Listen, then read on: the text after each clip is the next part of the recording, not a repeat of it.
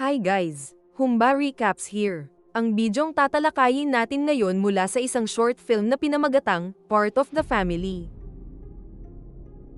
Disclaimer lang po, ang video na ito ay para lamang sa recap, review at commentary, alinsunod sa fair use. Wala kaming pag-aangkin ng mga larawan, eksena o tunog mula sa pelikula.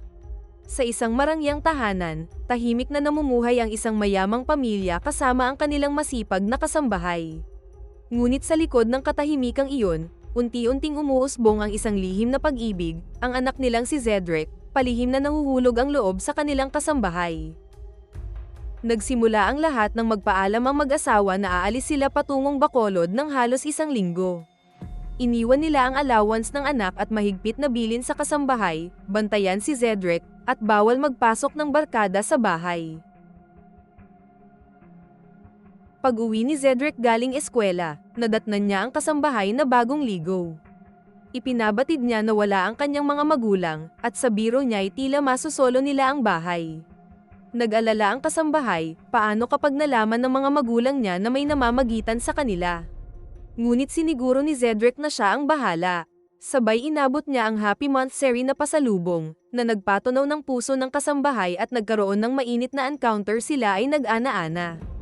Dito nagsimula ang mas matibay nilang koneksyon, hindi lang pag-ibig, kundi pagtitiwala at pakiramdam na sila ay tunay na magkasama. Lumipas ang ilang araw, masaya nilang sinulit ang panahong wala ang mga magulang.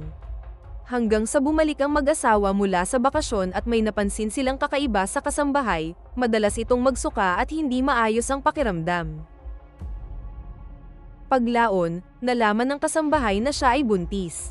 Pinag-isipan niya itong mabuti at nagpa siya na umuwi muna sa probinsya.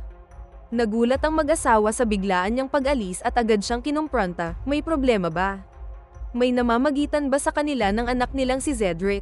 Sa wakas, umamin ang kasambahay, buntis po ako, at si Cedric po ang ama.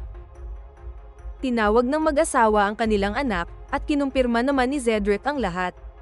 Handa niyang panag-utan ang magiging anak nila. Nagulat man ngunit nanatiling bukas ang puso ng magulang ni Cedric. Sa halip na paalisin ang kasambahay, sinabi nilang, huwag ka nang umalis. Responsibilidad ka namin, at bahagi ka na ng pamilya. Sa isang iglap, ang dating kasambahay ay hindi na lamang isang tagapaglingkod, kundi isang ina ng magiging apo nila at isang taong tunay nilang tinanggap. Isang kwentong humahamon sa expectations, pumupunit sa agwat ng estado, at nagpapakita kung paano nabubuo ang pamilya sa pinaka-hindi inaasahang paraan.